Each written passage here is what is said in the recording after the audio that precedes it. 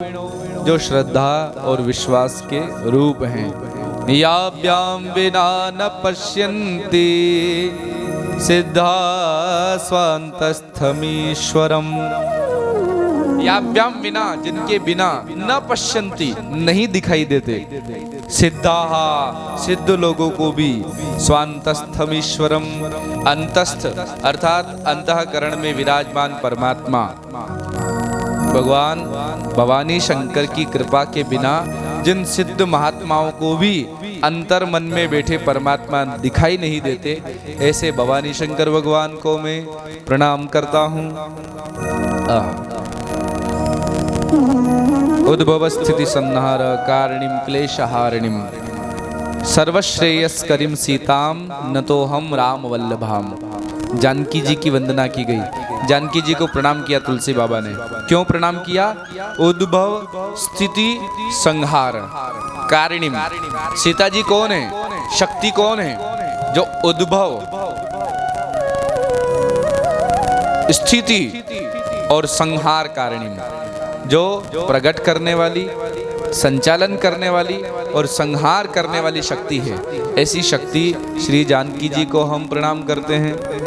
और उसके बाद नाना पुराण निगमागम सम्मतम यत् रामायणे निगदितम क्वचिदन्यतोपि स्वान्तः सुखाय तुलसी रघुनाथ गाथा भाषा निबंध मति मंजुल मातनोति। तुलसी बाबा से किसी ने पूछा, बाबा आवाज खोलो थोड़ी, आप ये रामचरितमानस क्यों लिख रहे हो? किसके लिए लिख रहे हो? किसको सुनाना चाहते हो? हर वक्ता का एक श्रोता होता है जिसे वक्ता सुनाना चाहता है। जैसे आप बैठे हो, हम सुना रहे हैं, आप नहीं होंगे तो केवल हॉल को थोड़ी सुनाएंगे, श्रोता चाहिए ना। तुलसी बाबा से पूछा कि आप किसको सुनाना चाहते हो? सुखदेव जी ने कथा सुनाई, परीक्षित सामने बैठे हैं। सूत जी ने सुनाई, शौनक महात्मा सामने बैठे हैं। मैत्रेय जी ने सुनाई, विदुर जी सामने बैठे हैं।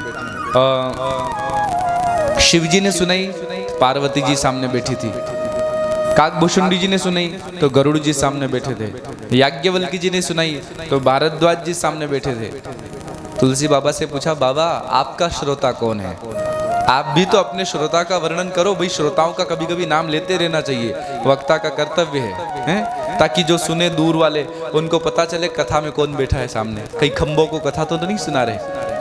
हाँ, आजकल ऑनलाइन की व्यवस्था में ये भी हो गई कि व्यक्ति कहीं भी बैठ जाता है कोने में, और आप जो हजारों श्रोता सुन रहे हो, भले वहां एक भी ना हो, क्योंकि ऑनलाइन में कौन देख रहा है कि सामने कौन बैठा है।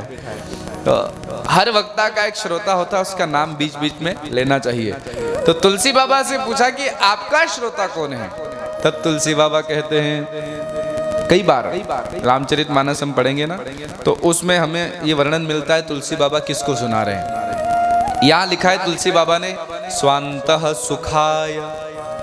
स्वान्तः अर्थात स्व अंतः, मैं खुद के अंतःकरण को स्वान्तः सुखाय, सुख मिले, मेरे अंतःकरण को सुख मिले, इसलिए कथा सुना रहा हूं। श्री राम जय राम। कथा क्यों सुनना चाहिए? कि हमारे अंतःकरण को सुख मिले, क्योंकि जो सुख अंतःकरण को कथा सुनकर मिलता है वो दुनिया में कहीं नहीं मिलता है। क्या? सुखी मीन जह नीर अगाधा। इसी रामचरितमानस में तुलसी बाबा कहते हैं, सुखी मीन, मीन कहते हैं मछली को। मछली कहाँ सुख अनुभव करती है? जहाँ नीर अगाधा, बहुत सारा पानी हो, वहाँ मछली को सुख मिलता है। जिमि हरि शरण न एकहु बाधा। उसी प्रकार मनुष्य को कहाँ सुख मिलता है? जहाँ भगवान की शरणागति हो, भगवान की कथा हो। संपत्ति हम बहुत कमा लेते हैं, साधन हम कर लेते हैं, पुत्र हो जाते हैं, पौत्र हो जाते हैं, पत्नी मिल जाती है, लेकिन अगर आखिर में पूछा जाए सुखी हो गए, सुख मिल गया, तो शून्य, कुछ नहीं मिला। लेकिन वही व्यक्ति, गरीब व्यक्ति भी है या अमीर भी है, अगर कथा में जाकर बैठ जाए, अगर भूख नहीं लग रही हो तो कथा में जाकर बैठ जाए, फिर पूछो कि सुख मिला, तो कहेगा हा, इतना आनंद आया, इतना आनंद आया कि पूछो मत। श्री राम जय राम। अभी तो एक ही दिन निकला है, कल का। कल कथा तो आज से शुरू हुई, पर तीर्थ में आने पर एक ही दिन में इतना आनंद आया कि शाम को देखो जिसको हाँ गुरु जी आज आनंद आ गए, ऐसा कर रहा है कि स्वर्ग में आ गए, हमारा मन नहीं करेगा अब जाने का। हाँ, स्वर्ग में यही स्वर्ग है। सरकार भगवान की कृपा है कि हम लोग तीर्थ में बैठकर कथा सुन रहे हैं। तो यह कथा किस चीज के लिए सुनना है? स्वांतः सुखाय। जैसे तुलसीदास जी कहते हैं मैं अपने अंतःकरण को सुख पहुंचाने के लिए कथा सुना रहा हूं, उसी प्रकार हम लोग भी अपने अंतःकरण को सुख प्रदान करने के लिए कथा सुन रहे हैं। ठीक है। पाइन कहीं गति पतित पावन, राम भज सुन सठ मना। इसी रामचरितमानस में एक स्थान पर तुलसी बाबा अपने मन को कह रहे हैं, पाई न के ही गति। आप गौर से सुनोगे ना तो एक एक शब्द में अर्थ छिपा है। पाई न के ही गति, पाई न के ही गति अर्थात किसने गति नहीं पाई। पतित पावन, हे पतित पावन भगवान, राम भज सुन सठ मना। हे सठ मन राम भज, क्योंकि पाई न कही गति, राम को भज करके किसको गति नहीं मिली, किसको गति नहीं मिली, तू भज तो सही। पाई न कही गति पतित पावन, राम भज सुन सठ मना। राम जी का स्मरण करके किसको गति नहीं मिलती, किसका कल्याण नहीं होता, बस विश्वास करने वाला चाहिए। श्री राम जय राम। एक बात याद आ गई, अब क्या करें, हमको आती है याद तो सुनाना पड़ती है। बात ऐसी है, एक यमुना जी के किनारे गुजरी, रोज दूध बेचने के लिए यमुना जी के पल्ली पार से इधर आती थी और नाव में बैठकर आती, एक आना नाव वाले को देती और इस किनारे आकर के दिन भर दूध बेचती, कभी दही बेचती और शाम को मटका खाली होता, नाव में बैठकर एक आना फिर देती और अपने गांव चली जाती यमुना जी के पल्ली पार। अब एक दिन वह गुजरी, जैसे ही इस पार उतरी, आज उसका दूध दही जल्दी बिक गया। दोपहर का वक्त था, उसने सोचा अब जल्दी जाकर क्या करूंगी, तो वो यमुना जी के किनारे ऐसे टहल रही थी। वहीं यमुना जी के किनारे एक पंडित जी कथा सुना रहे थे। अब जब वक्ता कथा सुना रहे थे तो उसने सोचा चलो कहीं और घूमने से अच्छा है कथा में ही बैठ जाएं, हैं? भाई कथा में बैठने से जो कल्याण होना है वो घूमने से नहीं होगा। बोलो राधे राधे। नेपाल जब कथा हुई हमारी तो 110 या 106 यात्री तब भी थे, लेकिन उनमें जो यहाँ दिख रहे हैं ना मुख्य 50-60 लोग, वो कथा में बैठते थे। बाकी कथा शुरू हुई के चले घूमने, बाकी समय भले कमरे में आराम करेंगे पर कथा नहीं सुनना ना, तो कथा शुरू हुई क्यों घूमने, कथा शुरू हुई कि घूमने।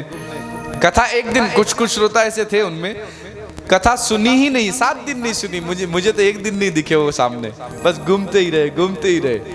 अब कथा नहीं सुनी तो चस्का नहीं लगा, तो बाकी तीर्थ यात्राओं में वो आ भी नहीं पाए। और जिन लोगों ने वहां बैठकर कथा सुनी कि तीर्थ में बैठकर कथा सुनने का कितना आनंद होता है, तो ऐसा चस्का लगा कि फिर सब काम छोड़ करके और तुरंत सुना नाम के तीर्थ में कथा होना है, चलो मैं भी आऊंगा, तुरंत आ जाते हैं। क्योंकि ये ठाकुर जी की कथा का चस्का है। तीर्थ में कथा सुनने का चस्का लग जाए ना तो फिर मन नहीं मानता घर। श्री राम जय राम। तो वह ग्वालिन यमुना जी के किनारे जाकर के उस कथा में बैठ गई, और जब कथा में बैठी तो बैठते बैठते उसने सुना, वक्ता सुना रहे थे। वक्ता क्या कथा सुना रहे थे? भव सागर से पार जाना हो तो राम जी का नाम लो, और जो राम जी का नाम लेता है वो भव सागर से पार हो जाता है। वक्ता कह रहे थे, भटक रहे संसार में कर कर खोटे काम, भव सागर से जीव यह कैसे जावे पार। भटक रहे संसार में कर कर भ्रष्टाचार, भव सागर से जीव यह कैसे जावे पार। उस ग्वालिन ने सुना तो वो भी सोचने लगी, हाँ भव सागर में तो हम भी भटक रहे हैं, कैसे जावे पार। तो उत्तर सुनने के लिए बैठी वक्ता सुनाएंगे क्या, कैसे जावे पार। तो बैठी तो वक्ता ने कहा, तन बल धन बल बुद्धि बल सरे न एको काम, एक बार मुख से कहो जय श्री सीताराम। एक बार बोलो जय श्री सीताराम, जय श्री सीताराम। वक्ता ने कहा कि तन बल धन बल बुद्धि बल सरेन एकौ काम। आपका तन कितना भी अच्छा है, बल कितना भी अच्छा है, बुद्धि बल कितना भी अच्छा है, धन बल कितना भी अच्छा है, लेकिन सरेन एकौ काम, ये कुछ भी आपको भवसागर से पार नहीं कर सकते। भवसागर से पार करेगा तो कौन? एक बार मुख से कहो जय श्री सीता या जय श्री राधे श्याम, जो भी। अब उस ग्वालिन ने सुन लिया तो उसने गांठ बांध ली। भवसागर से पार जा सकते तो क्या यमुना जी पार नहीं कर सकते? अगर वक्ता की बात में सच्चाई है तो आज मैं यमुना जी में जो एक आना देकर जाती हूँ ना नाव में बैठकर, आज नाव में नहीं बैठूंगी, विश्वास। अब वह ग्वालिन गई यमुना जी के किनारे और जाकर के गुरुजी ने कथा में कहा है जय श्री सीताराम, जय श्री सीताराम, जय श्री सीताराम। भवसागर से पार हो सकते तो ये तो यमुना जी है। पैर रखा यमुना जी के ऊपर कि देखे तो सही, विश्वास है गुरु वचनों पर, विश्वास हो गुरु वाक्येषु स्वस्मिन् दीनत्व भावना। और ऐसा विश्वास हुआ कि यमुना जी में पैर रखा, पांव रखा, चरण रखा, तो जैसे धरती पर पैर रखते हैं ऐसी यमुना जी कठोर हो गई, उनका पैर डूबा नहीं। श्री राम जय राम। ग्वालिन फिर कहने लगी जय श्री सीताराम, दूसरा चरण रखा, जय श्री सीताराम, तीसरा, जय श्री सीताराम, जय श्री सीताराम, जय श्री सीताराम। आप मत बोलना, हाँ जी, जिनके मुंह पे टेप लगी उनको बोल रहा हूँ। हाँ, जय श्री सीताराम, जय श्री सीताराम, जय श्री सीताराम, जय श्री सीताराम। करते करते करते करते वह गुजरी, वह ग्वालिन यमुना जी के पार पहुंच गई। आहा, इतना आनंद आया, वाह, एक आना बच गया। अब पार भी हो गई, एक आना भी बच गया, उस पार गई। दूसरे दिन फिर दही बेचने आई तो फिर यमुना जी के पास आई। नाव वाला घाट वहां खाली घाट पर गई और वहां जाकर जय श्री सीताराम, जय श्री सीताराम, जय श्री सीताराम, जय श्री सीताराम। फिर इस पार आ गई, दिन भर दही बेचा, शाम को वापस जय श्री सीताराम, जय श्री सीताराम, जय श्री सीताराम। अब रोज का काम हो गया।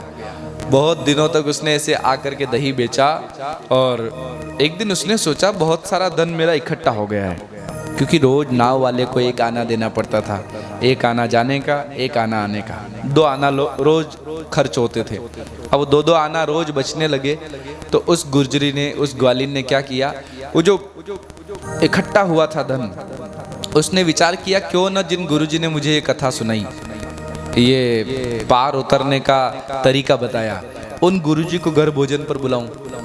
तो गई और उन वक्ता को ढूंढा, वक्ता से कहा महाराज गुरुजी आप कल हमारे घर भोजन पर पधारिएगा, यमुना जी के पल्ली पार रहती हूँ। तो गुरुजी ने कहा ठीक है, कल आ जाएंगे, आप बुलाने आ जाना।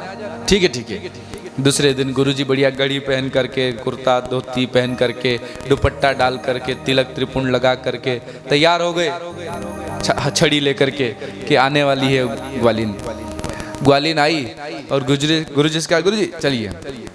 आगे आगे ग्वालिन, पीछे पीछे गुरुजी, और यमुना जी के पास पहुंचे तो यमुना जी का नाव वाला जो घाट था वो घाट इधर, और ग्वालिन ने जाते जाते एकदम से पगडंडी पकड़ी और इस रास्ते पर चल पड़ी। तो गुरुजी सोचने लगे इसने शायद कोई दूसरा घाट देखा होगा, वहां ले जा रही है।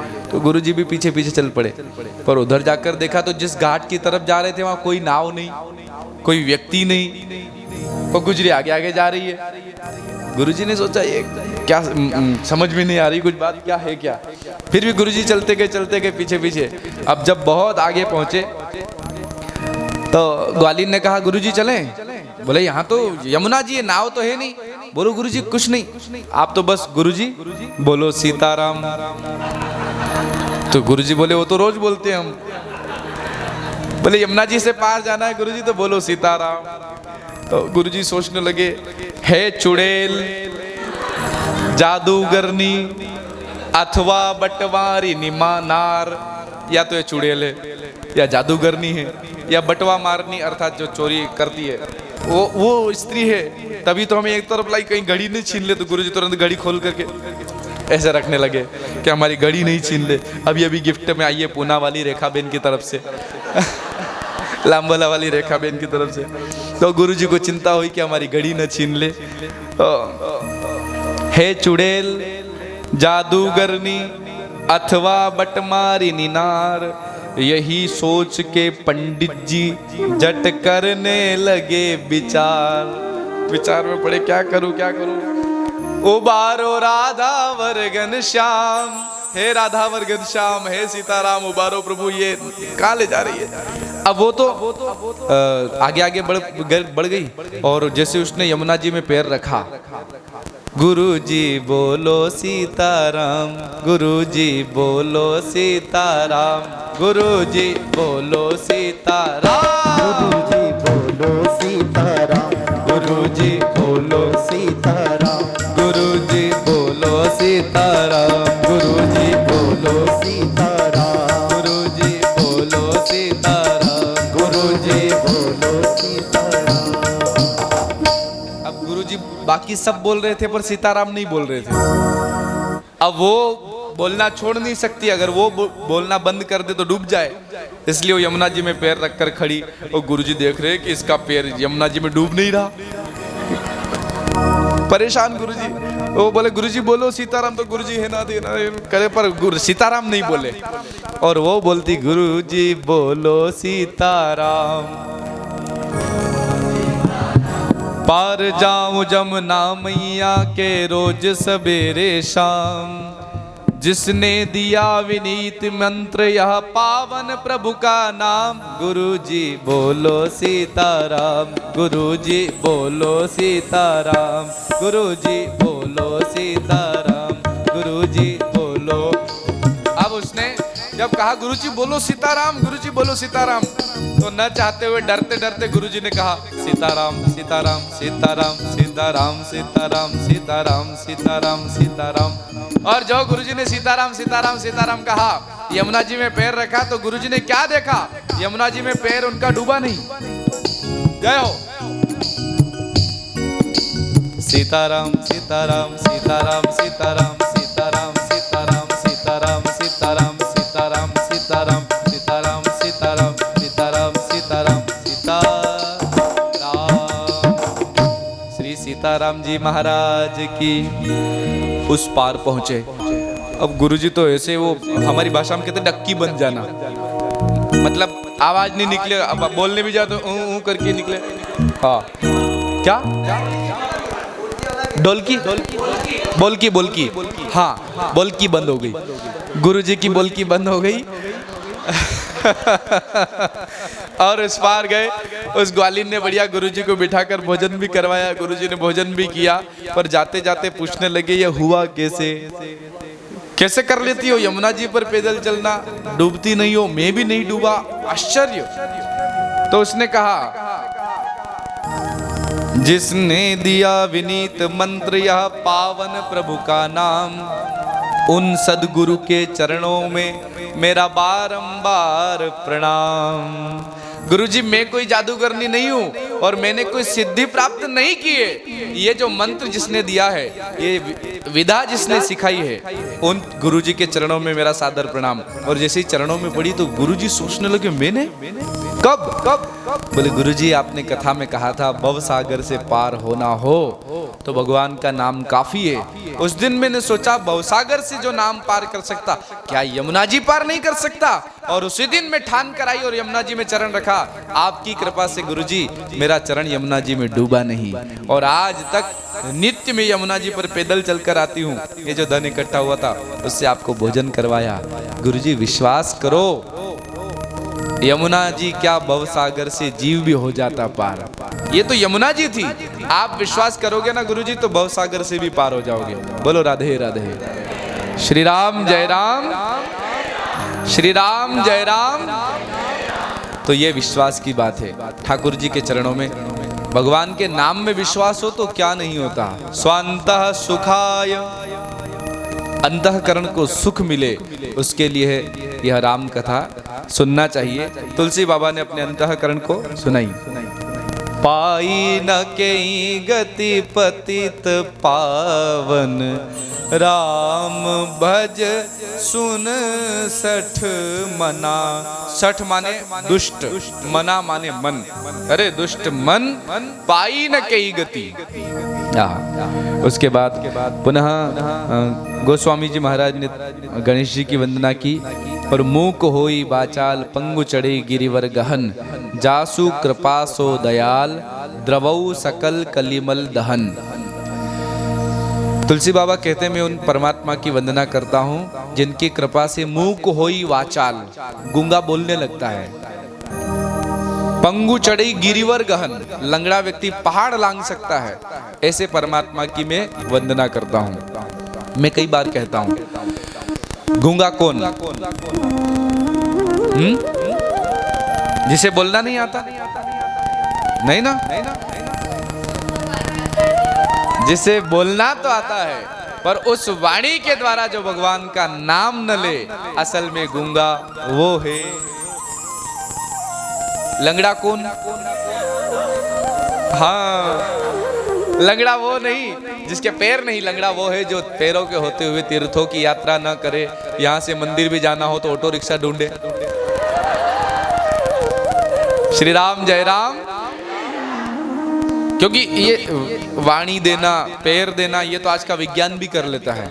नकली पैर लग जाता है, वाणी, सब कुछ हो सकता है, सब संभव है। लेकिन ठाकुर जी की कृपा वैसी कृपा है कि जिनकी कृपा से गूंगा बोलने लगता है। गावबा भट्टू भाई, आपकी कथा में हमने एक कथा सुनाई थी। भट्टू भाई के वहाँ शिरपुर में एक कथा हुई थी 3-4 साल पहले। उस कथा में प्रसंग निकला था तो हमने एकनाथ जी महाराज के एक शिष्य की कथा सुनाई थी। आप सभी ने यूट्यूब पे सुनी होगी कई बार। एकनाथ जी महाराज का, क्या करूं याद भी आ जाता है। एकनाथ जी महाराज का एक शिष्य गावबा बचपन में आया, घर वालों ने भगा दिया, दिन भर खाता रहता है, कुछ काम करता नहीं, तो भगाया तो एकनाथ जी महाराज के आश्रम में आकर रहने लगा।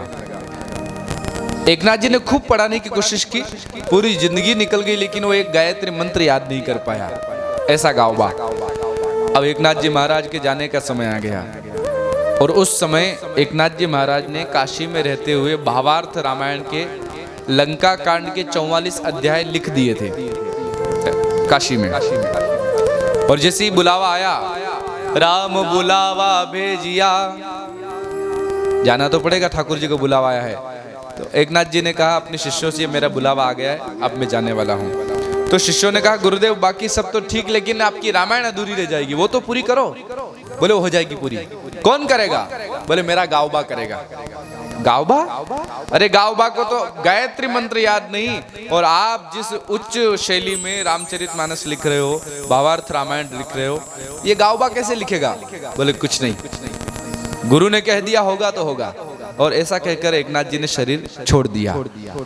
कथा कहती है, भक्तमाल में हमने पढ़ा है, आप सब जानते हैं, एकनाथ जी महाराज का वह शिष्य गावबा, जैसे ही एकनाथ जी का शरीर पूर्ण हुआ कि गावबा के अंदर ऐसी शक्ति का संचार हुआ, न जाने कहां से ऐसा ज्ञान उमड़ा कि भावार्थ रामायण के 44 अध्याय जो है लंका कांड के, उसके बाद के अध्याय सारे गावबा ने लिख दिए। ये कैसे संभव हुआ? उन गुरु की कृपा से, ठाकुर की कृपा से। मूक होई वाचाल, गूंगा भी बोलने लग सकता है, पंगु चढ़ी गिरिवर गहन।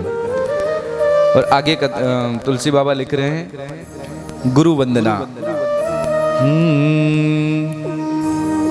बंदऊ गुरुपद कंज, कृपा सिंधु नर रूप हरे, महामोह तम पुंज, जासु वचन रवि कर निकर।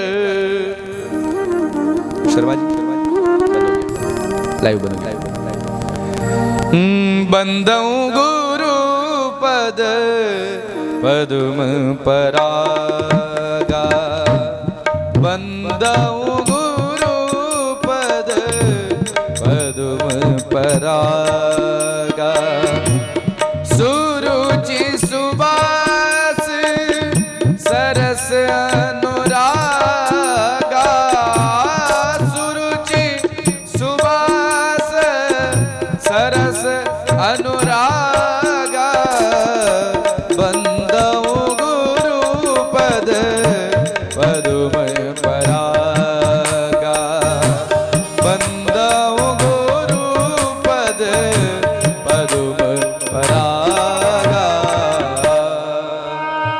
बंदौ गुरुपद पदुम परागा, सुरुचि सुबास सरस अनुरागा। गुरु वंदना में तुलसी बाबा ने बहुत सारी चौपाइयाँ लिखी है।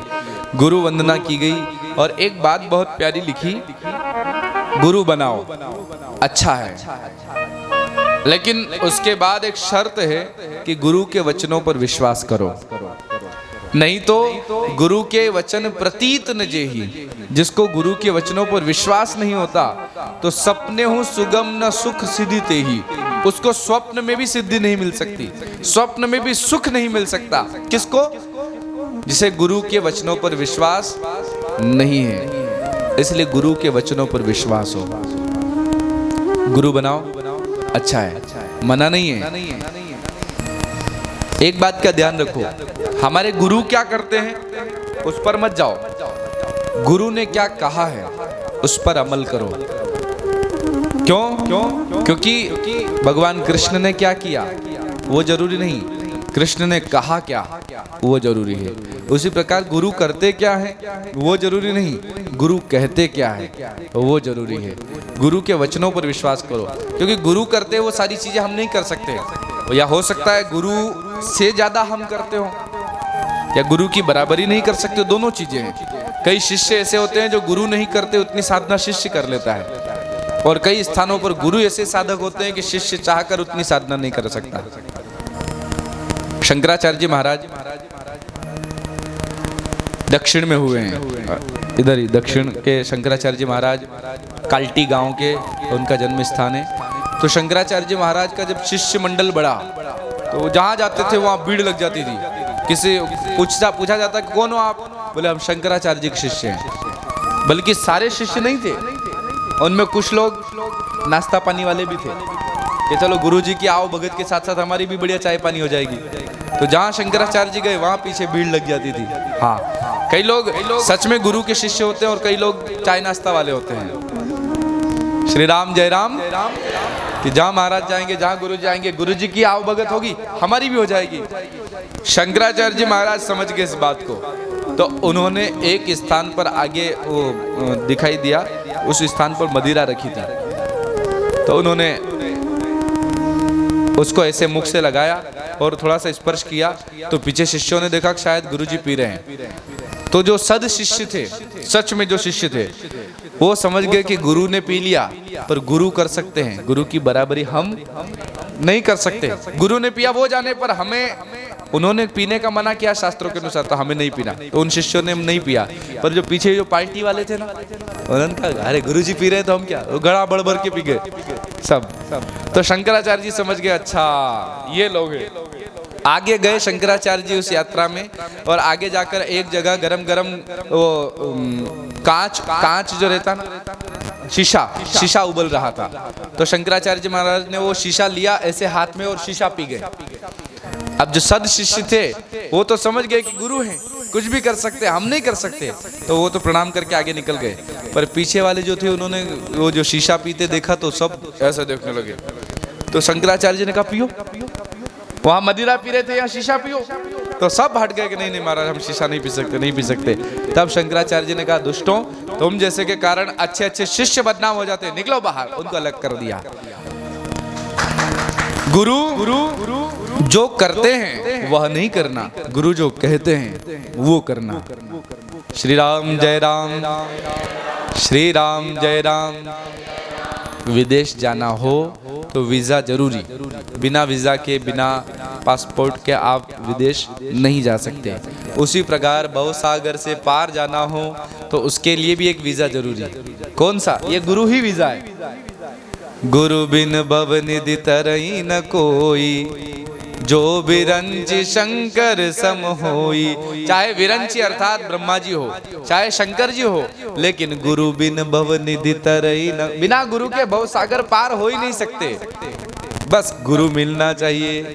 जब संत मिलन हो जाए, ओ तेरी वाणी हरि